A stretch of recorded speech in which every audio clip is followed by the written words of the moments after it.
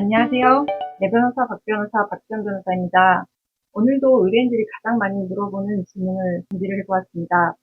금전지급 청구 소송에 앞서서 상대방이 돈을 지급하지 않으면 어떡하냐, 만약에 소송을 다 했는데 상대방에게 돈이 없으면 어떡하냐 많이 물어보시는데요.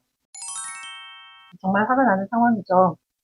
보통 상대방은 언제까지 누구에게 얼마를 지급해라 라는 판결이 나오면은 상대방이 임의 지급을 합니다.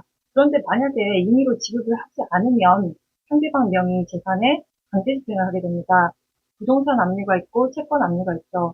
부동산 압류까지 가는 경우는 잘 없었는데 보통 부동산이 있는 사람들은 자신 명의의 부동산에 압류가 들어올 것을 알기 때문에 임의 지급을 하죠. 그리고 채권 압류도 마찬가지입니다. 자기 명의의 통장이 있는 사람들은 압류가 되면 그 통장에 돈이 있으면 당연히 통장이 지급 정지가 되고 입금한 것을 출금을 할 수 없게 되기 때문에 통장 압류가 되지 않기 위해서 임의로 지급을 하죠.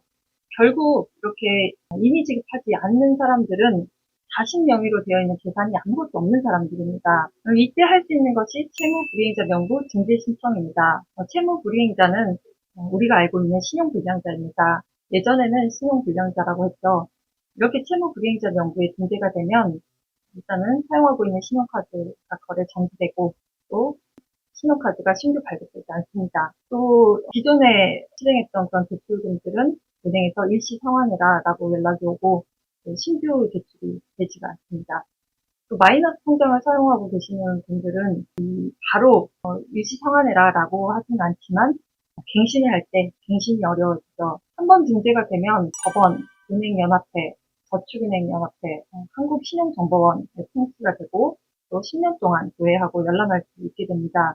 그래서 한번 등재되면 신용거래가 사실상 거의 정지된다고 보면 됩니다. 채무불이행자 등재 신청은 이 판결이 확정되고 나서 6개월이 지나야지 할 수가 있고 채무자도 관할 법원에 신청을 하면 됩니다.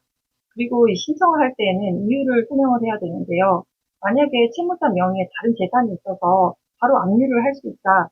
그런 경우라면은 이 신청이 기각이 될 수 있습니다. 만약에 채무자가 재산이 아무것도 없고 그리고 재산을 다 은닉한 정황이 있다. 그렇기 때문에 채무불이행자 명부 등재 신청을 할 수밖에 없었다. 이런 이유를 소명을 해서 신청을 해야 됩니다. 돈을 못 받아서 상담을 하시는 분들이 상대방이 돈을 줄지 말지 모르는데 변호사를 써서 이 소송을 해야 되느냐 물어보시는데요. 상대방이 돈을 줄지 말지 또는 상대방이 자기 명의로 되어 있는 재산이 있는지 없는지 변호사도 알 수가 없습니다. 그렇지만 제가 소송 경험상 이 채무불이행자 명부 등재 신청은 상대방이 이의지급하지 않았을 때 가장 효과적인 방법 중 하나였습니다. 따라서 이 채무불이행자 명부 등재 신청을 하려면 일단 소송을 해야 되고 이 소송을 위해서 변호사비를 쓰는 것은 그렇게 변호사비를 완전히 날리는 것은 아닌 것 같습니다. 오늘은 채무불이행자 명부 등재 신청에 대한 요건 그리고 그로 인한 불이익에 대해서 알아보았습니다. 그럼 다음 영상에서 뵙겠습니다. 감사합니다.